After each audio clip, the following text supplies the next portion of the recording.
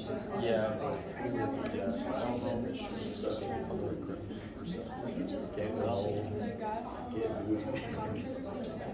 Morning, everybody. How y'all doing?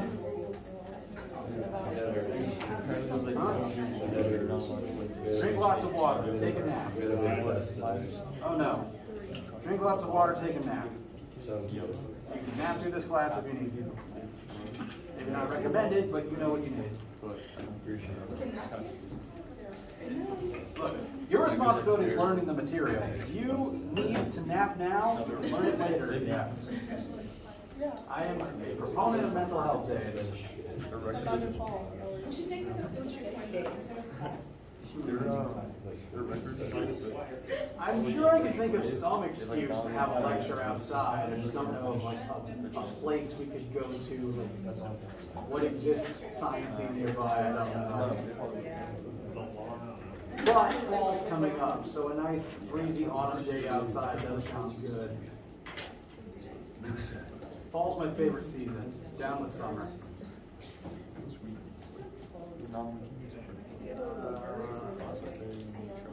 Anyone need anything or have any questions before we get started? Coffee? That's fair. Wait, is the next one the web assigned due on Friday? Friday, but you said like 1 week after we're done with the chapters. Yes, I'm glad you asked because I was going to address that. So thank you for the segue. So the chapter 3 homework, WebAssign currently, if you logged in right now, says Friday at midnight. And the reason for that is I was going to try to get closer to a once per week schedule. So the stuff we're learning this week would be due next week. However, I'm remembering now, or I remembered yesterday, that chapter 4 always takes longer than I think it does. There's a lot of different types of forces to go through, a lot of different types of examples to cover. And remembering that now, what I should be doing is allotting 2 weeks for learning chapter 4 stuff. So to help with that, I'm going to set the chapter 3 homework on Monday to give you the whole weekend to do it, to ask questions about it on Monday. And then the chapter 4 homework will be due the Monday after that on the 26th. So that does kind of actually move us towards a once per week schedule. So my objective was accomplished anyway.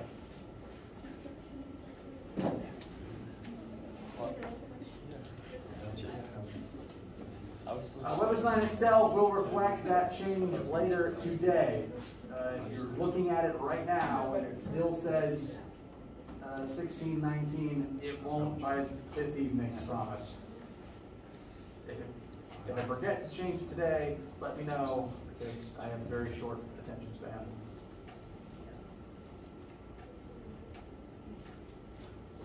So thank you for asking. Any other questions before we get started today?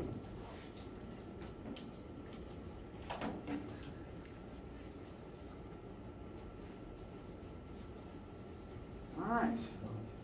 So the goal for today is to continue utilizing Newton's third laws, look at a couple examples involving them, and start looking at some specific types of force, because there are several different types of force that we'll be using. Before we do that though, 1, here are the laws again to help refresh your memory, and 2, let's formally define force and the unit that we're going to be using to measure it in. The physics definition of force is surprisingly straightforward. A force is a push or a pull on an object with mass. That's it. If you push something, that's force. If that something has to have mass, but push or pull on something with mass, that is a force. And forces can come from lots of different places. You can apply your hand directly to something and push. You can transfer that force via a rope. Gravity creates force, friction creates force, lots of different types, but this list of facts here is what all forces have in common. And all forces, no matter where they come from or what their subtype is, they can all be added together to tell you the net force acting on an object, and that will affect the net acceleration of the object. All forces, no matter where they come from, come together to determine the net on one object. Now forces are vectors, all of them. So no matter what a force is called, it still has to have a direction attached. You cannot push something not in a direction. And the short variable form for force in our formulas is going to be uppercase F. It's the only thing uppercase F is used for. Physics does occasionally reuse variables, much to my irritation. And since there's different types of forces, you'll see uppercase F used to describe several different forces using different subscripts to tell them apart. FF would be force of friction, Fn would be normal force, sigma F is net force, the sum of the forces. But no matter what the type, it's still force, and the uppercase F can tell you that piece of information. And as long as it's a force, we will be measuring it in units of newtons. Newtons is the metric unit for force. The imperial unit for force that you may be more familiar with is pounds. The US pound is what we tend to weigh things in here, and depending on what science shows you watch, you might have also heard pounds used to describe punching force or lifting force, or the force that air pressure exerts, like pounds per square inch or something like that. Pounds and newtons measure the same thing. It's like the difference between meters and feet. Just for your own sense of scale, 1 pound is about 4.4 newtons. And since they measure the same thing, we will often be weighing things in this class in units of newtons instead of in pounds. They're both units of force. Weight is a force. You can measure weight in newtons. So just using that conversion, if you know something's weighed in pounds, multiply it by about 4.4, and that'll be its weight in newtons. Any questions on what a newton is before we look at a sample question? All right. Newtons is abbreviated to uppercase N, and one more quick note, actually. This formula and the definition of 1 Newton requires us to use kilograms for mass. The definition of 1 Newton of force is 1 Newton of force is equal to 1 kilogram times 1 meter per second squared. It's calibrated as the force needed to take a 1 kilogram object and accelerate it at a rate of 1 meter per second squared. So you need to use kilograms in this formula, in all formulas actually in this class, starting now. All physicists use kilograms just to make our numbers smaller. Since we deal with, large objects and planets, it helps keep the numbers down just by using a bigger unit.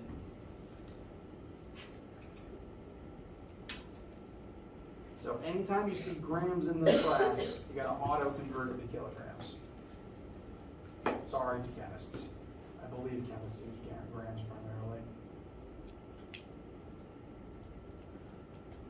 So, let's apply some of this knowledge to a quick sample question.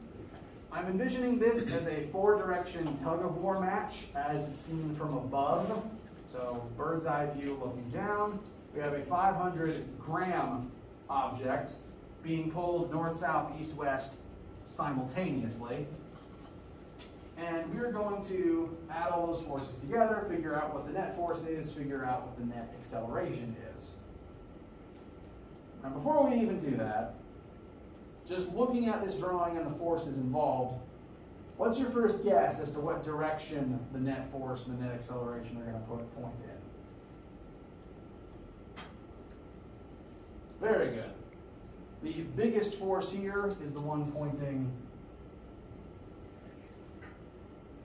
east. I forgot how to talk for a second there. And so the east pointing force is going to beat out the west one, and the southern pointing force is going to beat the northern one. So those two combined is going to push it into this quadrant. Is it going to point more east or more south?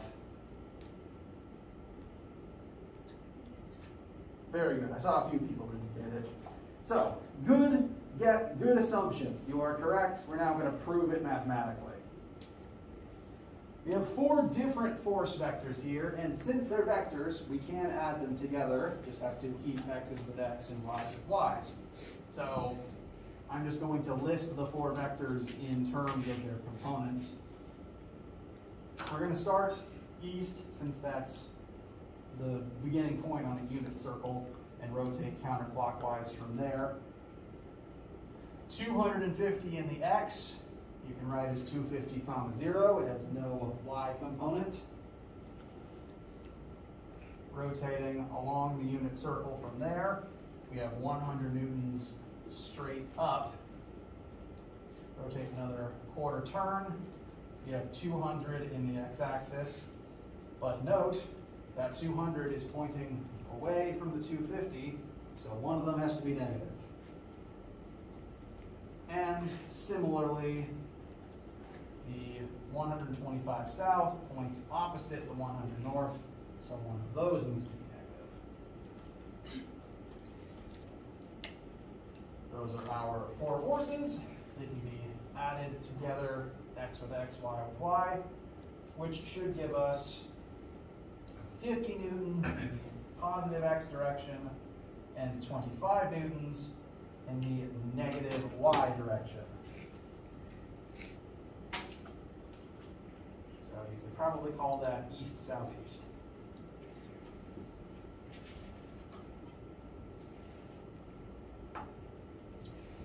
Questions about finding this answer? All right. Now, all I asked for on the original slide is the component form, and that's what this is. So if this was a test question, you can leave it that way. But if we were asked something slightly different, we could take this information, draw a triangle from it, and find the magnitude and direction of that total force. It would point some number of degrees beneath the x-axis, and the hypotenuse would be like 60-something, maybe. Excuse me. So if you were asked for magnitude and direction, that would be your next step. We're just going to leave it as components for right now. Now that we have those components, we can find the total acceleration of this particular object. We know it's going to drift in that direction. We're just going to figure out how fast. Now this answer is net force. We've added all the forces together. It's the sum of all the forces. That is sigma F, which means we can legally use Newton's second law to find our net acceleration as a result. You just need to be careful to keep logging axes as we've been doing so far. The 50 in the x, 50 newtons in the x create the x acceleration. The 25 in the y creates the y acceleration. And you may have your own style for doing this. I tend to just write the formula twice. Oops.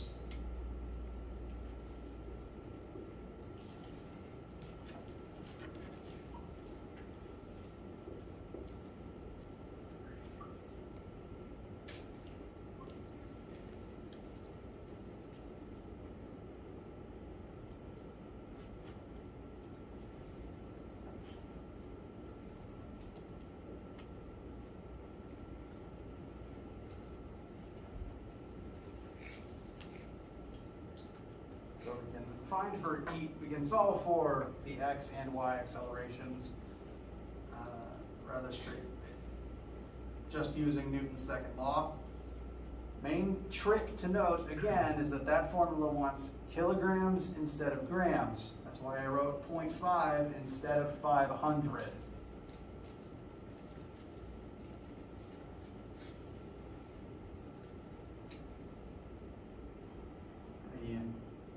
Disagreements, complaints, questions about getting this answer?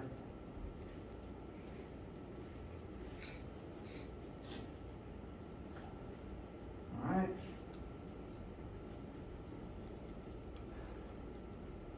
$50 divided by 0.5 would be 100. Negative 25 divided by 0.5 is negative 50.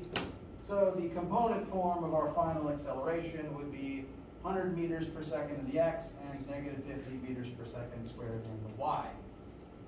Again, this confirms the idea that it's going to drift east and south, but more quickly east than south.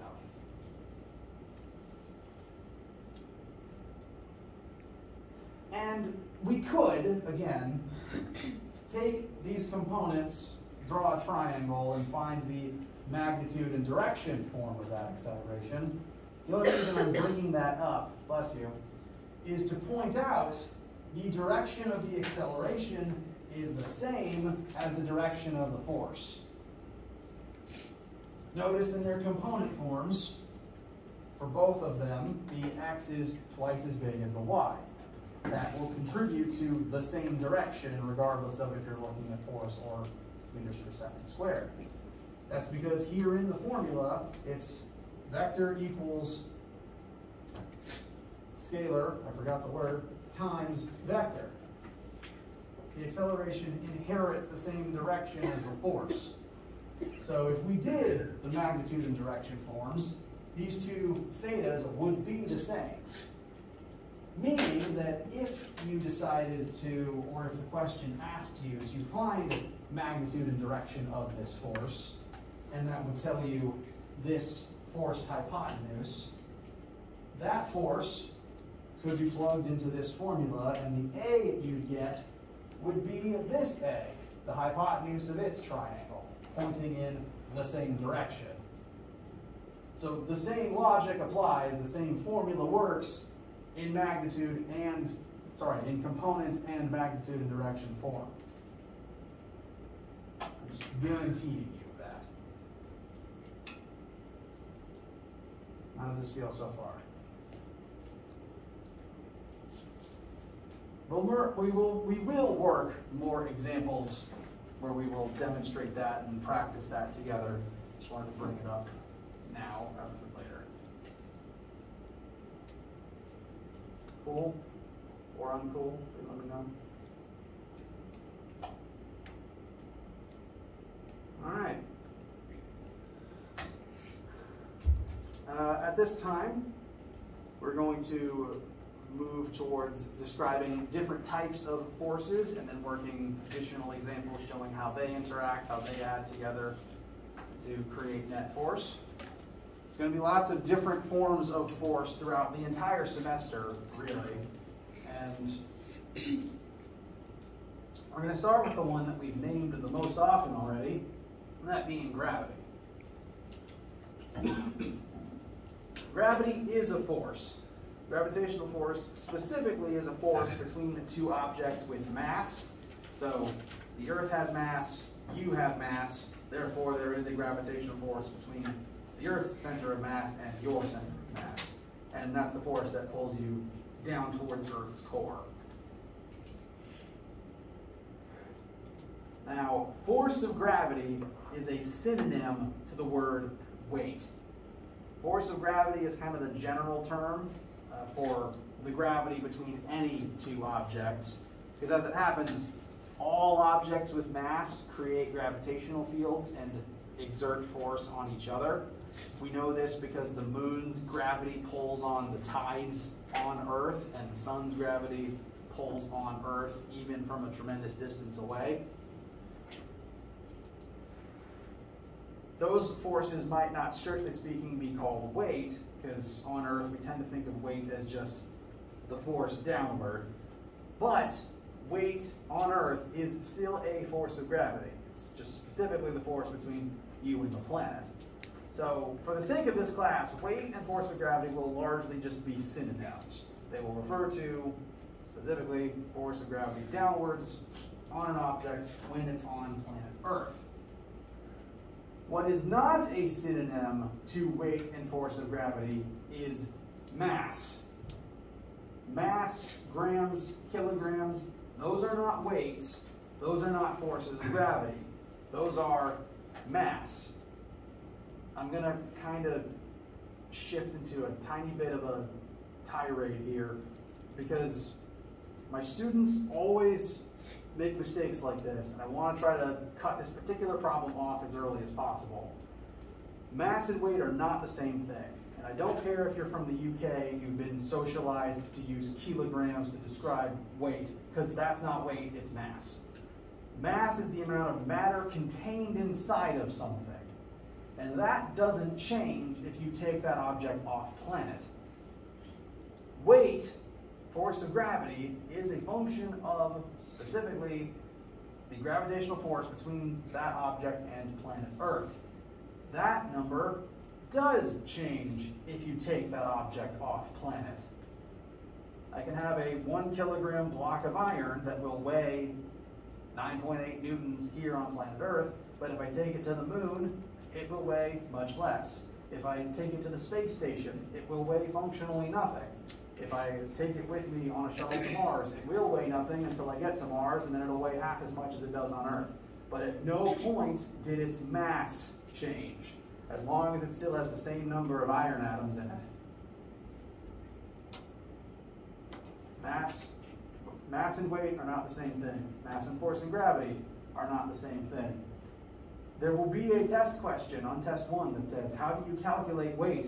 And if your answer is mass, it will be wrong and I will be sad, and I really hate when students make this mistake.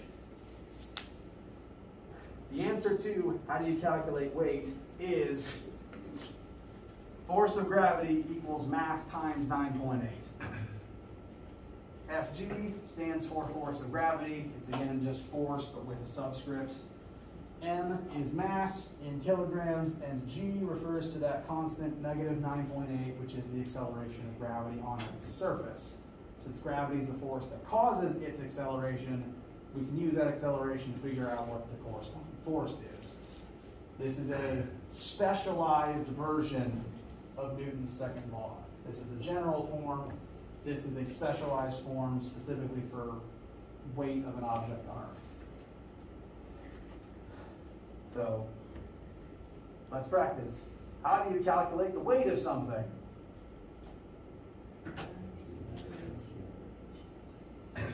Fantastic. Thank you all. Tirade over. I'm sorry. I just really hate that mistake. I don't want to see you guys make it. I need water now.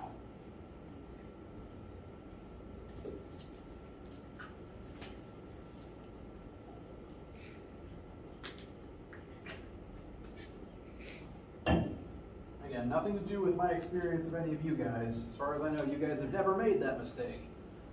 I just really don't like it when people get that test question wrong. Questions thus far? Bless you.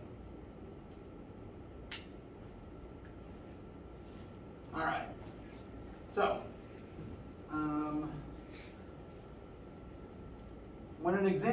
when any question in this class, any word problem you're working for homework or a test, takes place on planet Earth, you can safely assume all the objects have weight and that this will be what G is.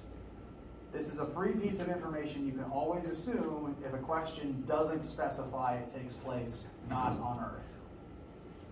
There will be some questions that take place on other planets. There will be some questions that take place in the void of space.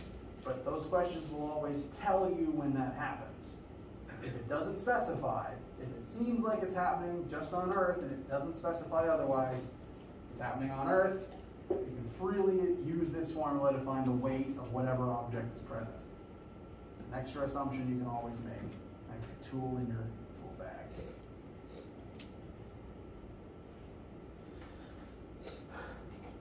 Okay. Now the other force we're going to talk about for right now is called normal force. I have placed my water bottle on this table. Does this water bottle currently have weight? Not a trick question. Yes, it does. Earth's gravity is still pulling down on it. So why isn't it falling? Force from the surface it's on. For this water bottle, it's this table. For you guys sitting in chairs, the chair is pushing you upwards. For all objects sitting on a surface, that surface exerts a force upwards, and that has the effect of countering gravity. Force is added to 0, and it remains still. That upward force from the surface is called normal force. So that is the academic label for that concept that you've been using every time you sat down or put something on a shelf. Now, I want to discuss why it's called that, because the name helps explain what it is, but only if you know the definition of normal that they're using. So, no wrong answer here. When I say the term normal force, what's the first definition of normal that you think to use for that answer?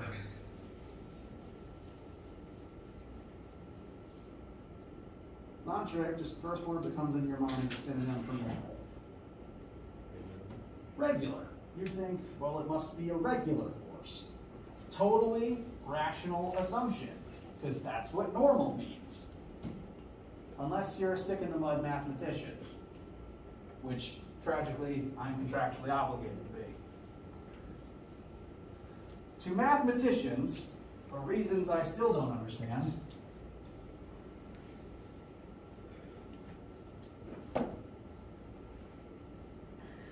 normal is a synonym for the word perpendicular. I don't know who came up with that. I don't know why they came up with that. Maybe they just didn't want to say the full word perpendicular, and yet, in math language, normal means perpendicular. Additionally, both of these words are synonyms to orthogonal, if you've ever had a math teacher say that word to you. What it means for the concept of normal force is, I want you to notice, again, referring to my water bottle sitting on the desk, the force of gravity pulls down on that particular object, straight down the vertical axis. That table is its surface is in the horizontal axis. So notice that force and that surface are perpendicular to one another. The force exerted is perpendicular or normal to the surface. And according to Newton's third law, which I'll tab back to show, for every action force, there is an equal and opposite reaction force. So, if my water bottle presses down into the table, therefore the reaction force to that is the table pushing up on my water bottle with an equal force, but in the opposite direction.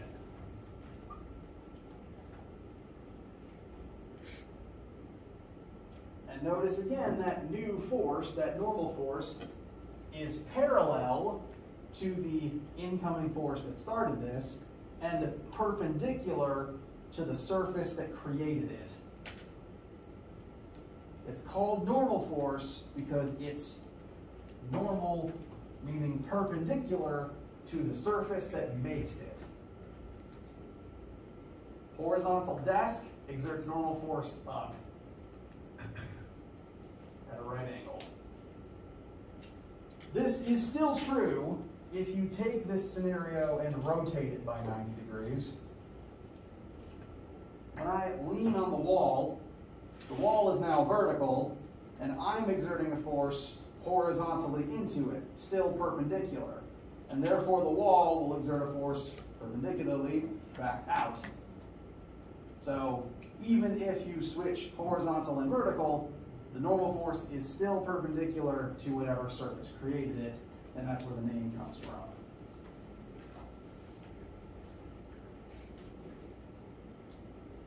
Questions?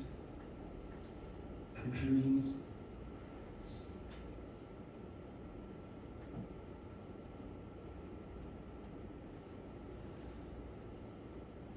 This is, again, one of those things you've utilized in the past, even if you've never named it necessarily.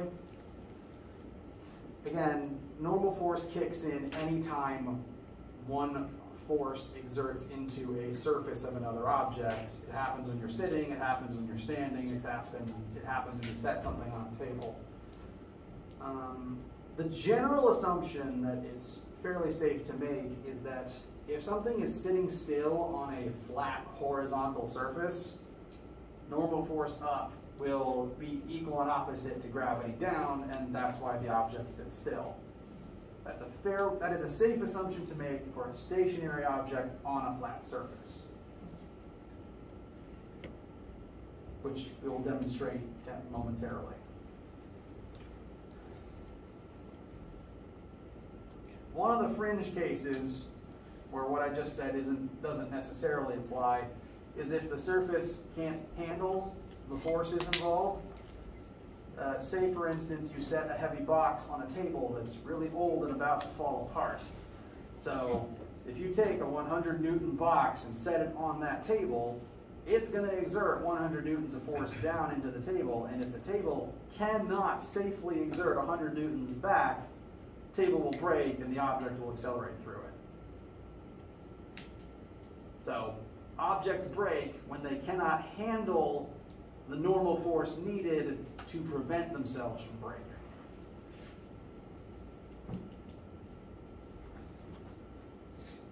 Cool? Uncool? All right. Let us apply this principle to an example of just something sitting still on a table. We have a box, 100 kilogram box, that's going to sit completely motionless on a flat surface, just chilling. Maybe it's in storage. Maybe you brought it in for moving day and haven't unpacked it yet. It's valid. Whatever it is, it's just sitting there.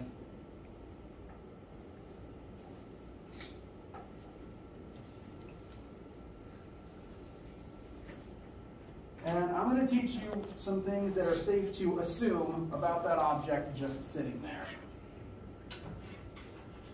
One, you're told it is motionless. Motionless inherently means it is not moving, it is not displacing, therefore its current velocity is 0. Additionally, if it's motionless, that velocity is not changing, because if it continues to remain motionless, that's a constant velocity of 0. That means its acceleration is also 0.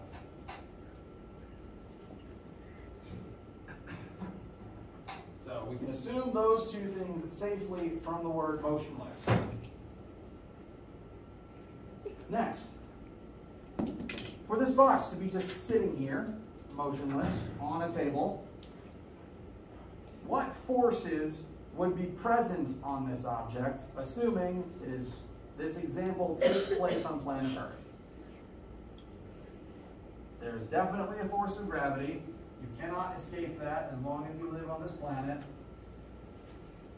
And the box isn't falling, so what's holding it up? Table, specifically normal force from the table. And so on my drawing, I'm going to represent those two forces with arrows. This is commonly referred to as a free body diagram, or a force body diagram. Literally, it's just a picture with arrows counting all the forces. Bless you. So, we have made some assumptions about what's going on here. Sitting still in nice equilibrium, these two forces are present here, and whatever they are doing separately, they are creating an equal scenario where the box is not accelerating. So, from those assumptions, first question, what is the net force on this box? Say it again. I thought I heard someone say it. 0. Very good. And I will prove that mathematically. You don't just have to make the same assumption. Net force equals mass times acceleration. We know, since it's motionless, the acceleration is 0. So, if we use Newton's second law to solve for acceleration, Doesn't matter what the use it to solve for net force. Doesn't matter what the mass is, if A is 0, net force is 0. If you're not moving, you're in equilibrium, and all the forces present must add up to 0 and equal out.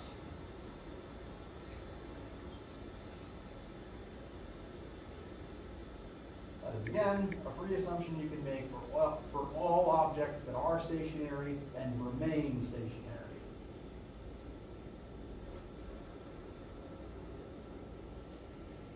So, net force is 0. Now note, we have two forces that are definitely here. They have to be for this object to be sitting on a table on the planet Earth.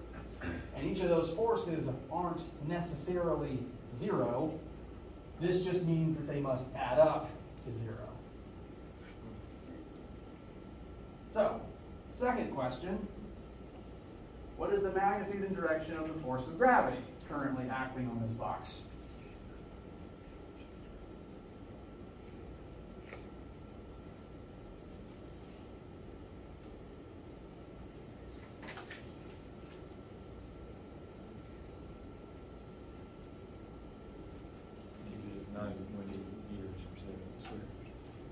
Almost. So, weight, force of gravity, is specifically the Fg part of this formula. Force of gravity equals mass times negative 9.8.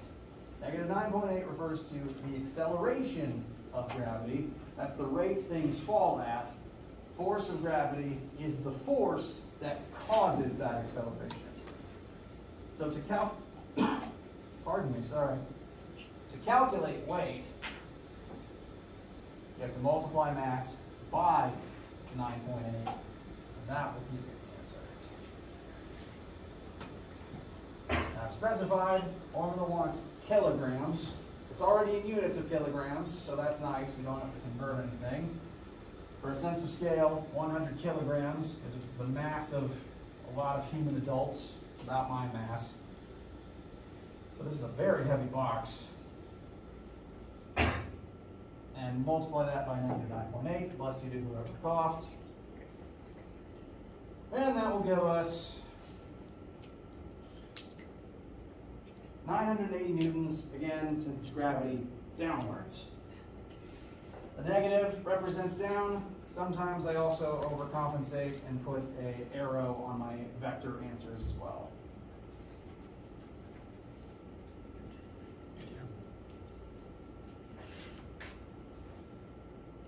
So, and that is how you do it to find the weight of, again, literally anything. Weight is always mass times 9.8 if it's on planet Earth. If I ask you, what is weight, what is force of gravity, you do not answer mass. You don't even answer 9.8 meters per second squared. You answer mass times 9.8 meters per second squared. That will give you a number in newtons. Last question. What must the normal force from the table be?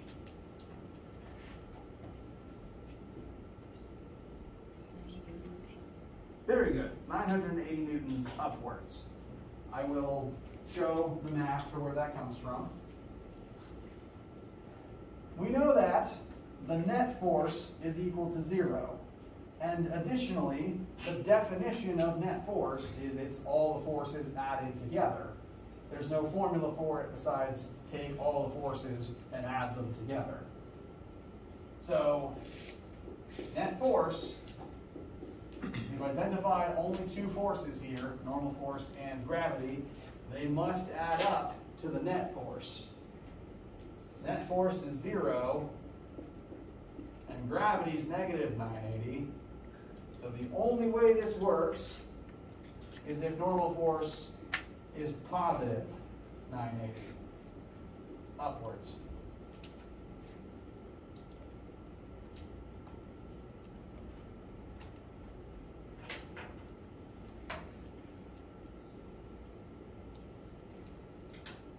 How does that feel?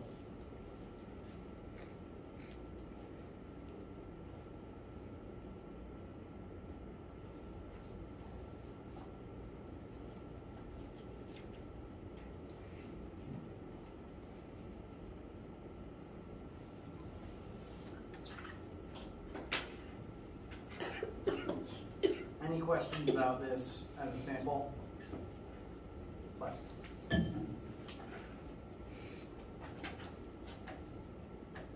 All right.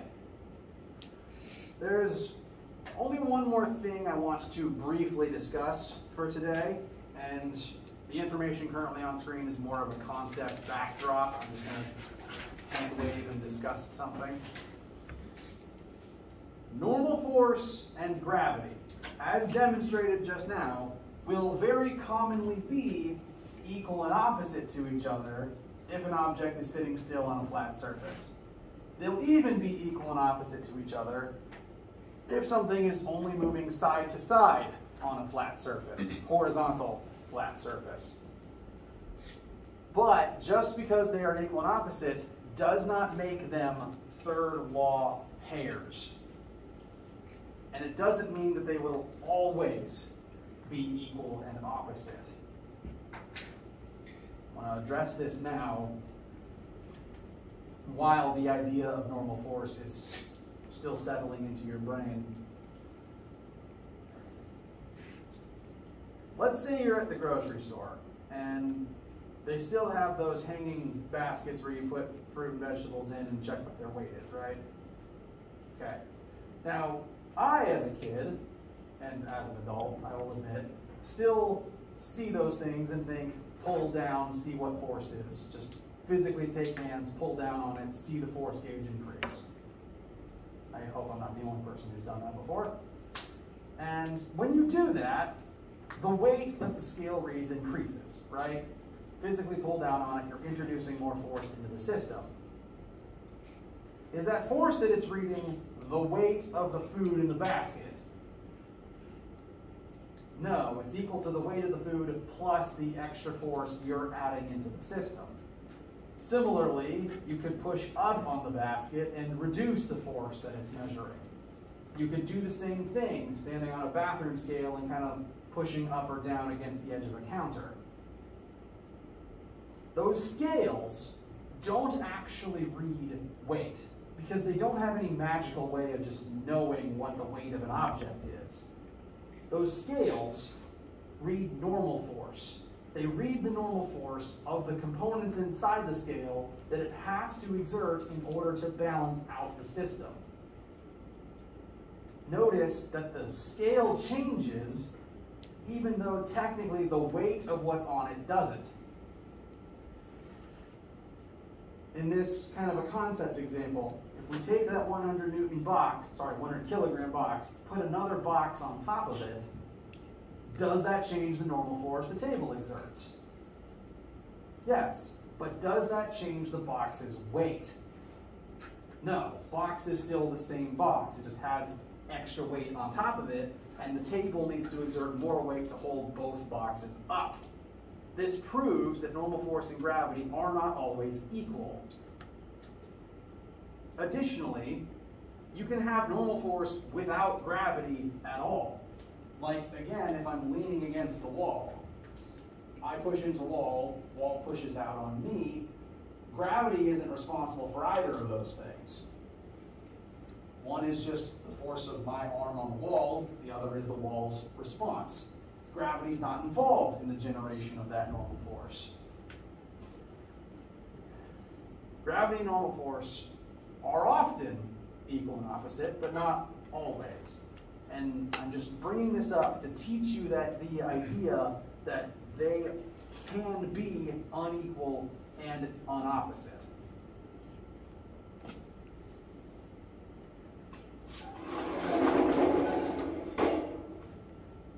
The reason for this is Newton's third law says for every action there is an equal and opposite reaction. And the action-reaction always follows a similar pattern. If object A acts on object B will act back on object A. It's an A-B-B-A pattern.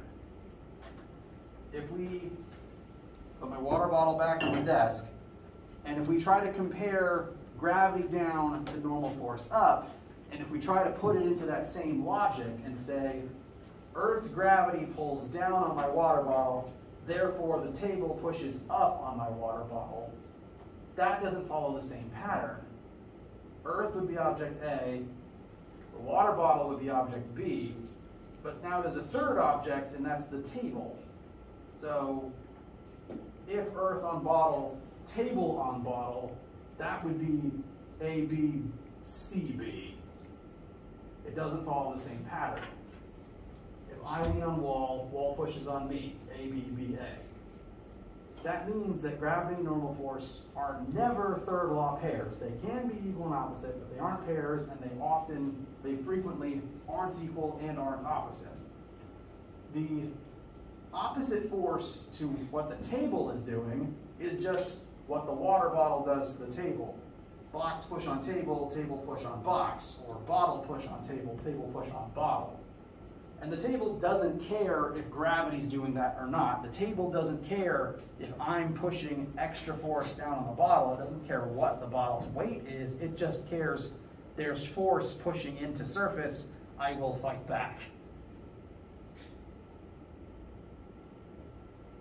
This means that if you were trying to figure out the third law pair to gravity, you'd have to phrase the sentence like this.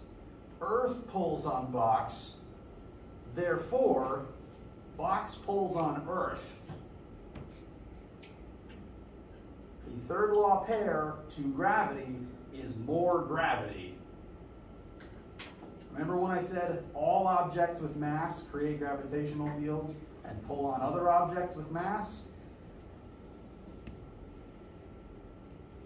If I weigh 1,000 newtons on planet Earth, Earth weighs 1,000 newtons on planet me.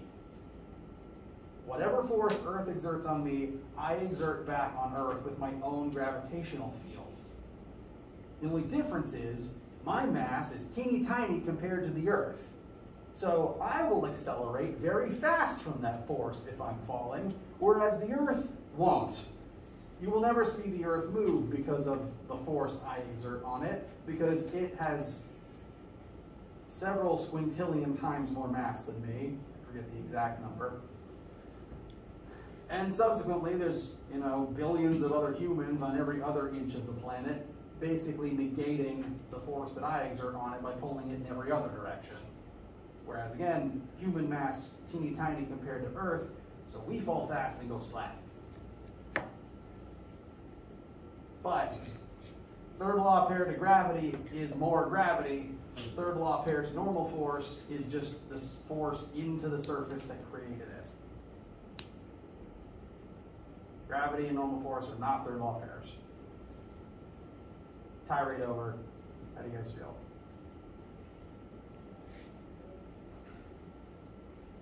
Okay. I've been talking a lot today, and it's lunchtime, so end of class. Let me know what questions you guys have as you settle on this information and begin the homework stuff. And I will see you for either lab today or lecture on Friday. Have a wonderful day.